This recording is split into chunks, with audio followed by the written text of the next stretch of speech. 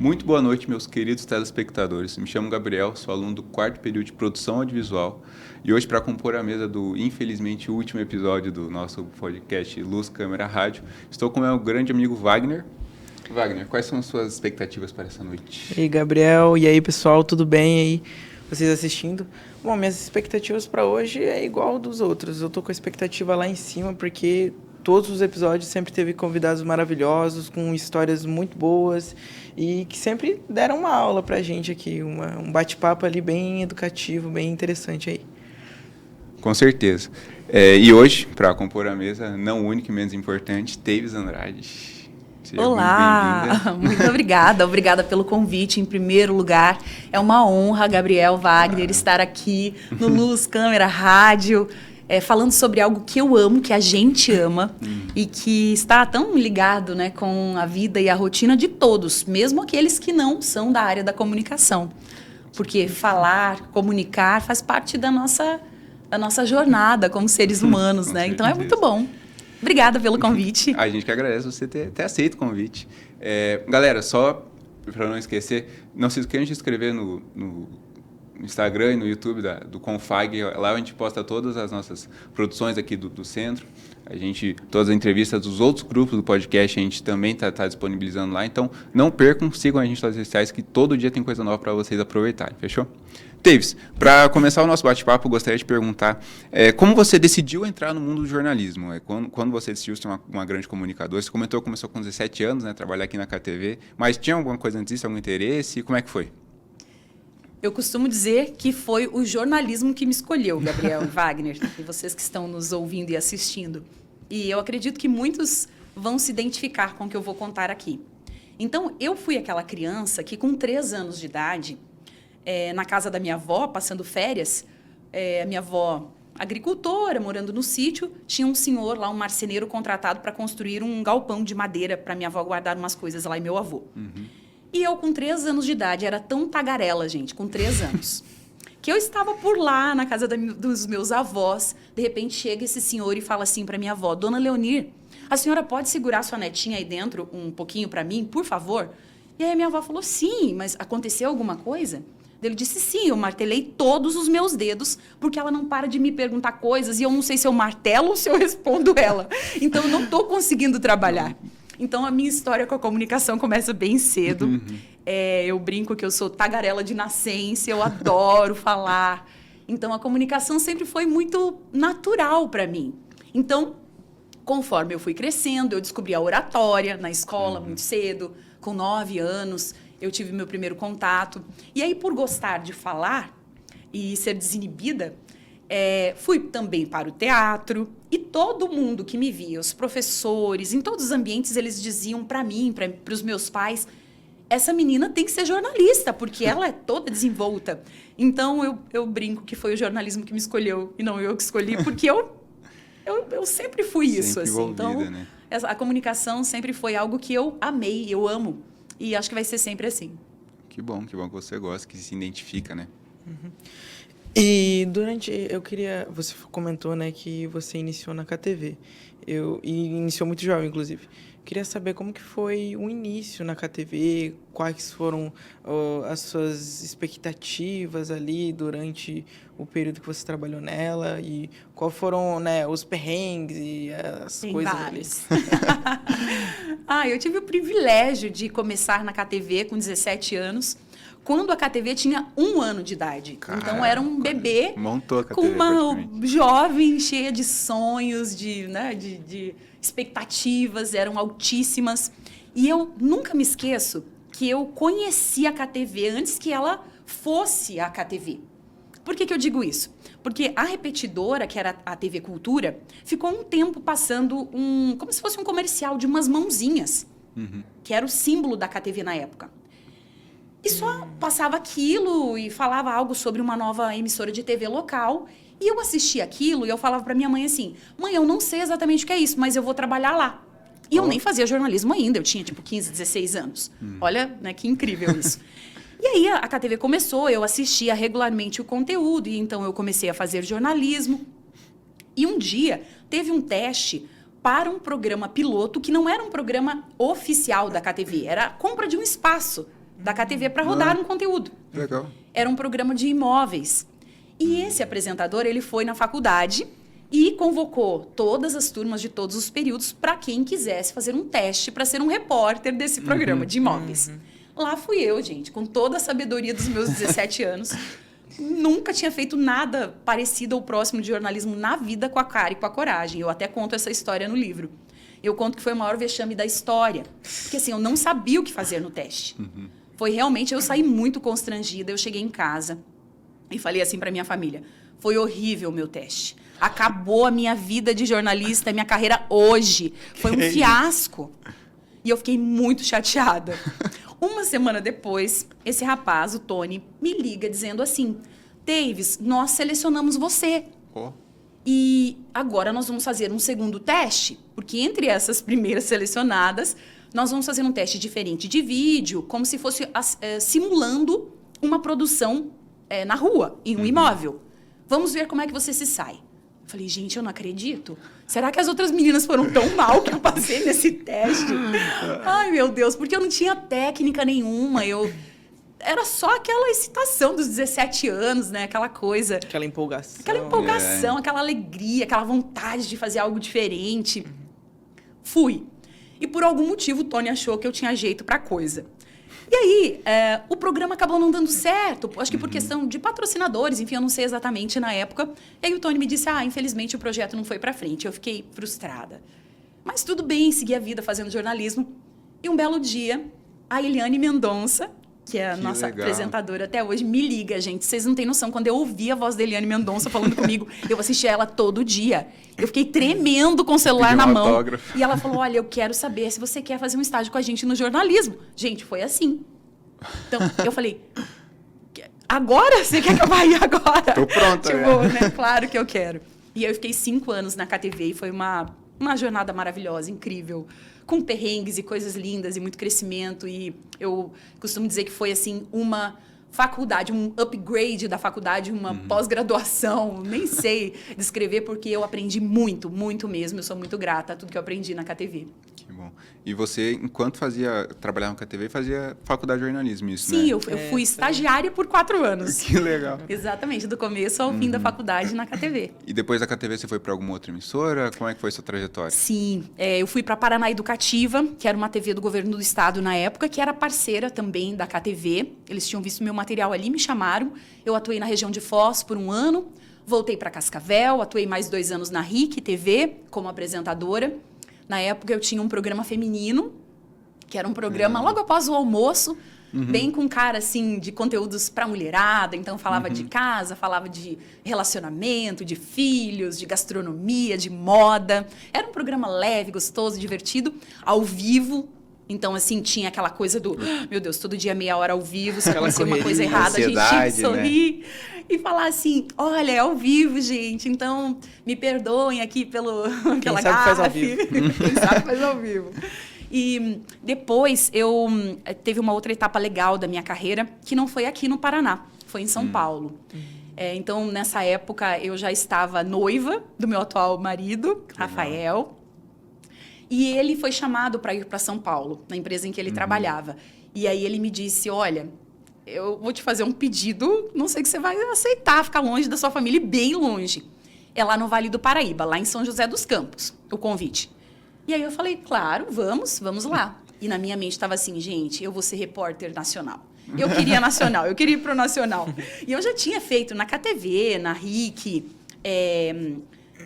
vários conteúdos que tinham dado uma projeção nacional, que tinham rodado em nível nacional, mas eu não era uma repórter do nacional, eu era local. E era um sonho para mim.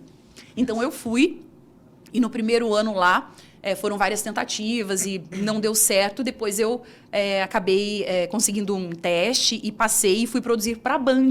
Então, eu produzia para a Band News, eu era repórter correspondente. E produzia também para o Jornal da Band e para o Datena. Então, foi uma jornada muito legal, de muito aprendizado e conhecimento. E aí, de vários perrengues, nível nacional. Nossa. Aí mudou o nível. Mas foi assim, foi muito bacana, foi muito legal.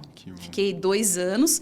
E aí, quando eu entendi, eu e meu marido, que era hora de termos nosso primeiro filho, nós voltamos para o Paraná.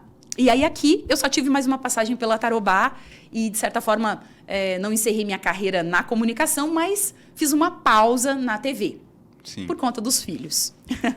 Que, querendo ou não, também é uma área que exige muito de você, né? Tipo, como você disse ali, comentando com a gente no off ali, de você passar os anos novos, fazendo a contagem no ano, né? Então, você acaba não tendo muito tempo, né, com a família. E a gente também queria saber mais um pouco desse pós ali. Você se tornou, né, especialista na comunicação e tudo mais, e oratória. Queria saber como que é para você essa parte da sua vida agora. Você sente falta do jornalismo, da TV ali, ou se não? Essa é uma ótima pergunta, Wagner, porque muita gente me diz assim, deve ter sido uma dor muito grande para você sair da TV, porque é apaixonante demais. É um mundo, é um universo incrível. Em que a gente pode fazer tanta coisa legal, diferente. Eu mesma cobri fatos que abalaram o Brasil. Eu vou dar um exemplo aqui. Eu estava na KTV ainda quando isso aconteceu, aquela chacina em Guaíra, em que 13 pessoas, se não me engano, foram mortas. Foi um episódio que abalou o Brasil. E nós tivemos a oportunidade de cobrir toda aquela história, o desfecho, né? E entregar esse conteúdo para todo o Brasil por meio da KTV. Então, claro, é um episódio que foi ruim, mas assim é algo que você entrega um serviço para a comunidade tão especial e você se sente especial de poder fazer isso. E também produzir coisas muito legais, muito felizes sobre o crescimento da nossa região, o desenvolvimento da nossa região, da agricultura, show rural, que a gente cobre, né, todo ano quando está no jornalismo. Era uma alegria para a gente poder estar aqui na cidade desse mega evento que é o show rural. Então, claro que a gente sente falta. Mas a carreira, a comunicação, ela é muito ampla. E é isso que é maravilhoso da comunicação. Você tem um universo diante de você. E quando você opta por sair, por exemplo, da TV, você tem ainda muitas outras coisas. Eu mesma voltei mais o meu olhar. Então, para os cursos de oratória, eu já era professora de oratória enquanto atuava na TV ainda, mas o que eu tive tempo para fazer foi me dedicar para, por exemplo, escrever um livro, né, sobre oratória, trazendo um pouquinho desse conhecimento do dia a dia, da rotina do repórter, do jornalista, que tem que saber lidar com perrengues. E eu vou contar um aqui, por exemplo, né? Que eu acho que até conto no livro, que foi um dia na KTV que eu estava fazendo um link ao vivo no calçadão e precisava ser ali porque naquela época a gente precisava do sinal a cabo, então não tinha internet, como é hoje, as coisas não eram, né? Pensando que, gente, foi há 20 anos, né? Então faz um tempinho. E nós conseguimos o sinal perfeito ao lado de uma lixeira.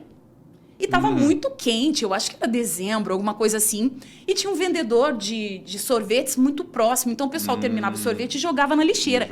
E aquilo ali acumulou abelhas. E eu sou alérgica à abelha. E no meio do link... E eu estava assim, com cinegra. Ai, meu Deus, tem abelha aqui. Ai, meu Deus, com o microfone, espantando as abelhas, espantando as abelhas. E, de repente... Com certeza com a Eliane Mendonça, porque foi no horário do intervalo do almoço, então era ela que apresentava. Eu falando com a Eliane, uma abelha para aqui, gente, no meio da minha testa, no meio do link. E aquilo me causou um desespero que na hora eu não me lembrei que eu estava ao vivo. Eu não interrompi o que eu estava falando, mas eu tirei o microfone da posição e fiz assim, ó. Continuei falando e abanei a abelha, gente. Ela não me picou, graças a Deus. Podemos evitar, assim, um desfecho terrível daquele link, uma gritaria, talvez. Ai, meu Deus. Mas, enfim, foi desagradável, foi hilário. E, assim, acontece, né? Tem essas histórias engraçadas. Ficou o ano inteiro sendo zoado pelos colegas de trabalho. Ai, meu Deus, sim, gente. Vocês não têm ideia. Se naquela época a internet fosse o que é hoje, eu tinha virado meme no Brasil inteiro. Graças a Deus não era. Naquela época ainda não tinha essas coisas. Já tinha até a manchete. Repórter quer entrevistar a abelha sobre tal coisa. Exatamente, Ia ser assim, exatamente. Né? Com certeza. Você comentando off com a gente, falou que no Datena você, trabalhando em São Paulo, né? Você descobriu algumas catástrofes, enfim. Sim. Com certeza foi uma escola para vocês, né? Nossa, super. Eu era repórter correspondente do Datena, ali no Vale do Paraíba. Então, eu ficava alocada em Taubaté. E Taubaté é uma região, e talvez quem está nos assistindo agora não lembre do nome Taubaté. Mas quando a gente fala de crimes no Brasil, certamente as pessoas se lembram de Tremembé, que é uma cidade pequenininha, bem pertinho de Taubaté, que tem o presídio que a gente chama de o presídio dos famosos. Nesse presídio estão Gil Rugai e Nardoni, por exemplo, só para a gente se localizar. Então, é um presídio masculino, considerado de alta periculosidade ou de presos famosos, infelizmente, aqueles que cometeram algum crime que chocou o Brasil num nível tão grande, eles vão para lá. Então, automaticamente, como eu estava alocada naquela região, correspondente do Datena, tudo que acontecia com um desses presos, quem cobria era eu. Sim. Eu vou contar um episódio rapidinho aqui que foi muito inusitado, que foi uma cobertura que eu fiz da saída do Gil Rugai. Gil Rugai, só para colocar o pessoal na mesma página, ele matou o pai e a madrasta. E foi um crime chocante, enfim, por conta dos requintes de crueldade. E a gente nem precisa mencionar o fato dele ter feito isso com o próprio pai, né? Enfim, algo horrível. E ele recebeu um tipo de alvará de soltura e eu fui acompanhar a saída dele. E assim, gente, contando para vocês algo muito peculiar, o Datena, a gente assistindo ele, a gente vê que ele tem toda uma energia, né? E ele é o terror dos repórteres. Porque, assim, o Datena, ele é muito espontâneo. Então, a produção dele não consegue, assim, nunca dizer pra gente exatamente o que ele vai perguntar ao vivo. Então, o repórter não conseguia se preparar 100%. De dizer assim, eu vou chegar lá e o Datena vai me perguntar do caso do Gil Rugai e ele vai me perguntar sobre a cidade, quantos mil habitantes tem em Tremembé, enfim, eu vou me preparar com isso aqui. Todo repórter se prepara para fazer o ao vivo. Então, o que a gente pede para a produção é o que ele vai trabalhar nesse ao vivo para que eu possa buscar essas informações. Só que o Datena não é essa pessoa. Ele é totalmente imprevisível. Ele é o terror da produção. Porque nunca se sabe o que ele vai perguntar. Então, gente, quando eu ia fazer link pro Datena, eu ia sabendo até o PIB da cidade, para vocês terem noção. Porque se ele resolvesse me perguntar o PIB da cidade, eu tinha que saber. Ou eu ia passar vergonha nacional. Era uma prova prática. Então, eu até, no livro, eu falo sobre nervosismo, ansiedade, eu sempre conto isso nas minhas palestras, que eu falo, gente, eu tive que controlar muito meu nervosismo ao vivo pro Brasil inteiro, porque cada link com o Datena era um teste cardíaco. E nessa cobertura do Gil Rugai acontecia algo que é uma das grandes histórias que eu tive nesses 20 anos aí de jornalismo. Que foi assim, eu cheguei no meio da tarde, aliás, no começo da tarde, tinha previsão que ele sairia até o começo da noite, a gente não sabia a hora. Nós já tínhamos descoberto qual era o carro do advogado, então nós sabíamos que o advogado já tinha entrado e estávamos monitorando para tentar uma imagem do Gil Rugai saindo dentro do carro do advogado. Toda a mídia estava ali. Algo em torno de 10, 15 equipes. Ou seja, todo o Brasil coberto ali. E eu fui conversar com o rapaz da portaria do presídio para tentar levantar alguma informação, né? Então, todo repórter que se preze tem suas fontes e vai lá tentar fazer uma amizade, né? E eu fui lá e aí o rapaz... Claro que eles trabalham com segurança, eles são muito... fechados, né? Por questões de segurança, eles não podem abrir algumas informações. E eu fiquei lá, amigo, por favor, você vai salvar a minha vida se você responder essas perguntas para mim. E ele dizia, moça, eu não posso.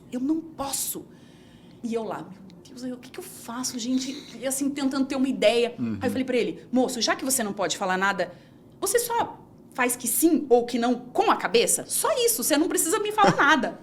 Daí ele fez assim para mim. Aí eu falei, olha, é certeza que o Gil Rugai vai sair hoje à tarde? Daí ele fez assim. Ele vai sair com o advogado dele? Ele vai sair num outro carro? Daí ele fez assim. Aí eu falei, ai, por favor, confirma pra mim. Tem alguma outra pessoa aí com um carro pra buscar ele? Daí ele fez assim. Aí eu pensei, gente, ele vai sair com o advogado. Aí eu já anotei lá, né? Em voz alta e anotando. Vai sair no carro do advogado em algum momento da tarde e tal, lá, fiz as anotações. Ele me ouviu falando aquilo e falou assim, eu não te falei nada. Ele vai sair com o advogado, mas talvez ninguém veja. Sabe, tipo aquela incógnita assim? E todo jornalista que se preze é meio investigador. A gente adora o mistério. E aí eu... Como assim? E eu fui com aquela pulga atrás da orelha, voltei lá pro meu cinegrafista e nós dois ficamos mais de 1 hora. O que vai acontecer? E não comentamos com ninguém, porque aquilo podia ser nosso furo de reportagem, nosso trunfo com relação às outras emissoras. E todo repórter quer isso. E foi, gente, começou a escurecer, finalmente, entramos ao vivo pro Datena, e nesse processo passou o carro do advogado, e todo mundo em cima com a câmera, meu cinegrafista filmando, e cadê o cara? Nada. Cadê o Gil Rugai? Nada do Gil Rugai. E eu, na audácia, né, que a minha fonte tinha me dado a informação. Eu falei, Datena, a informação que nós temos de uma fonte segura, de dentro do presídio, é que o Gil Rugai sai hoje no carro do advogado. Nós acreditamos que ele esteja escondido no carro do advogado, no porta-malas ou embaixo dos bancos de trás. Eu fui a única que deu essa informação. Que falou isso. E, gente, no outro dia o advogado confirmou que ele tinha saído no porta-malas. Nossa! Ou seja, minha vida estava em risco naquele dia. Eu soltei aquilo porque eu confiei muito no que o rapaz do presídio me disse. Eu sabia que ele não ia me prejudicar e nem mentir. Só que eu corri um risco muito grande de falar aquilo.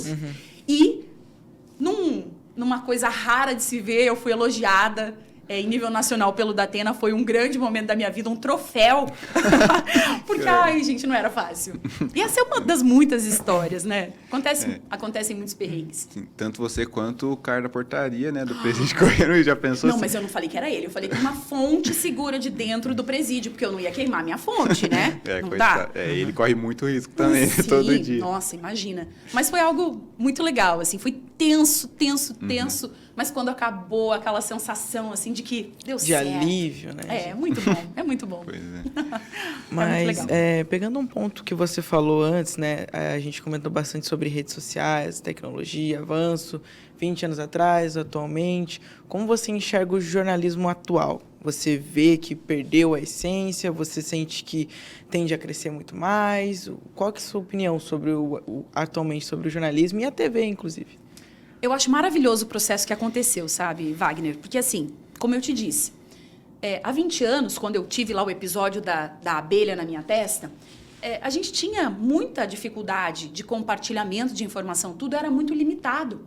Porque o que a gente produzia aqui só era visto aqui. Hoje, com a internet, a gente ganhou um potencial de alcance inimaginável quando eu comecei lá com 17 anos. E sabe o que é muito legal? Hoje, o jornalismo, se é que a gente pode usar esse termo dessa forma, ele está muito mais no meio das comunidades, da população, porque onde talvez um jornalista com formação e uma emissora bem estruturada não chegam, aquela comunidade às vezes se organiza e tem algum tipo de produção de conteúdo ali mesmo que cumpre um papel social naquele lugar. Eu falava pro Gabriel antes que o jornalista, ele é essencialmente um idealista.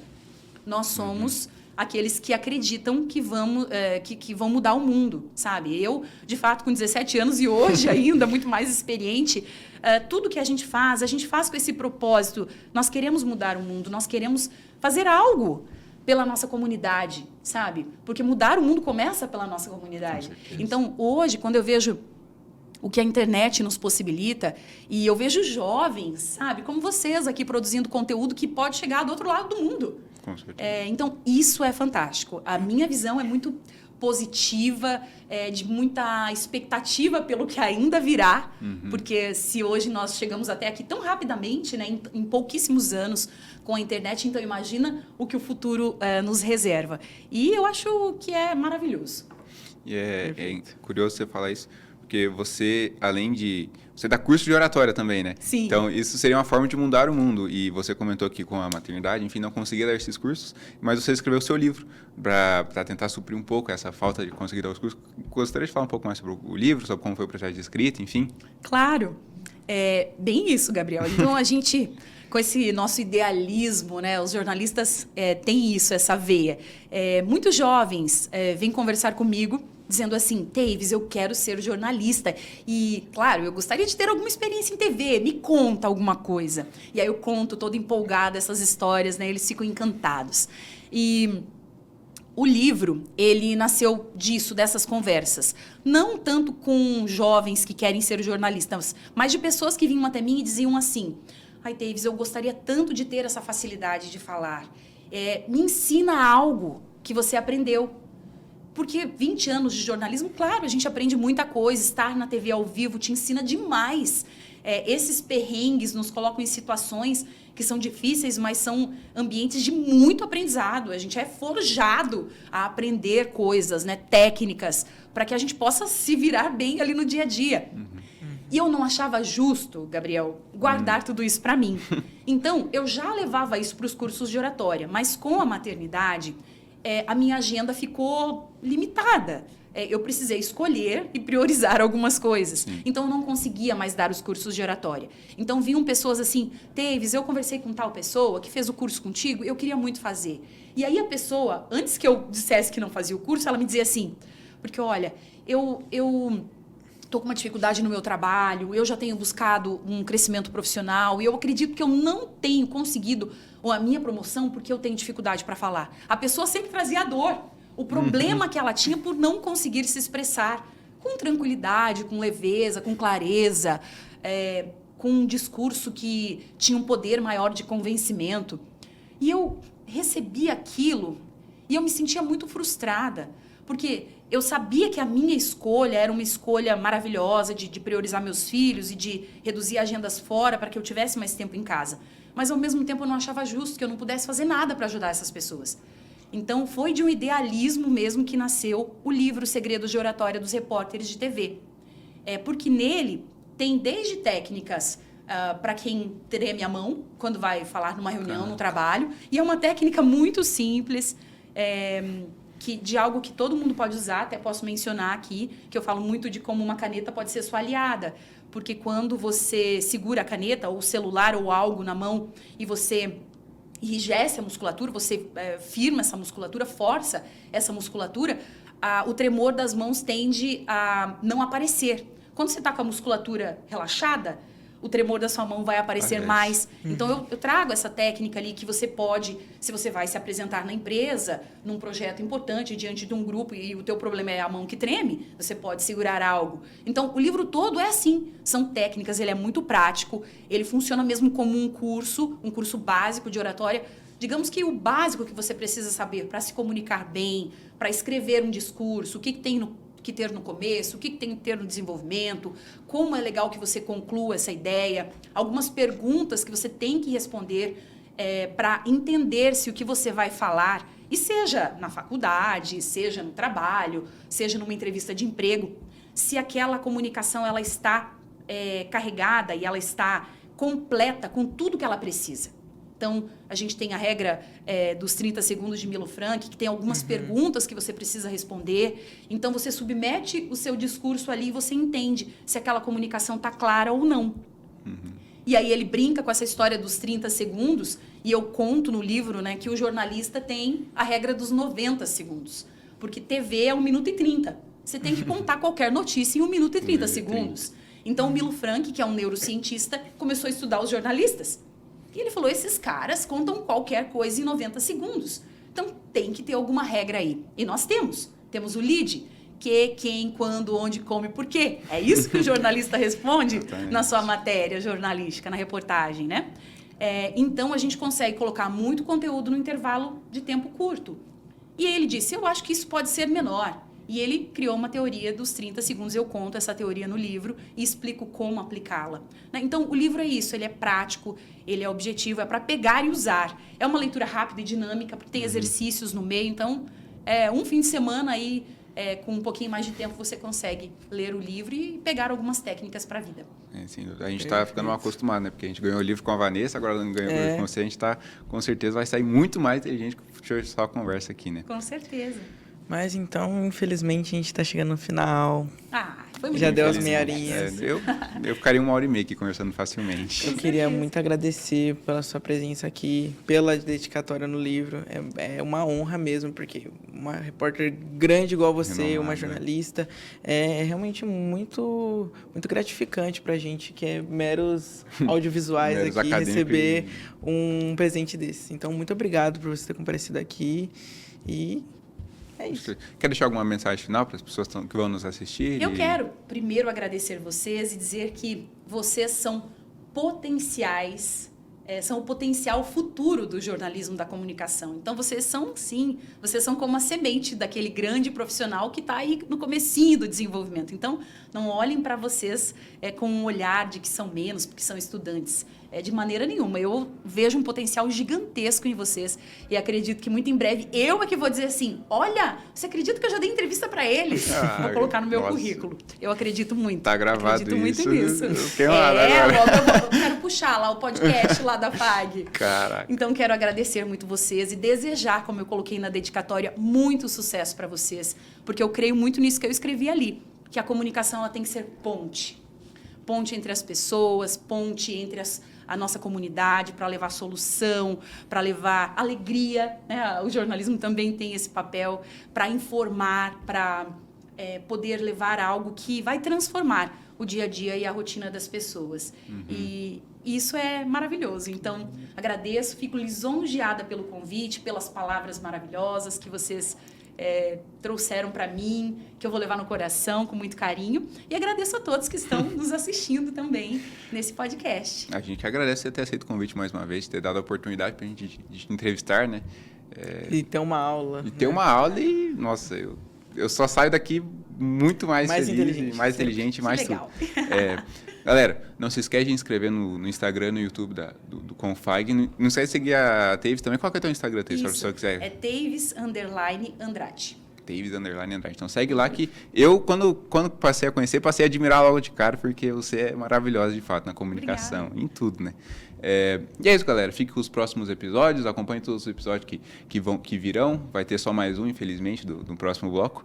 Mas é isso. É isso. É a nossa despedida também, né, do podcast. Né? Foi muito gratificante 10 participar episódios aqui, facilmente. dos 3 episódios aqui, como host e co-host. Então, sensacional isso aqui.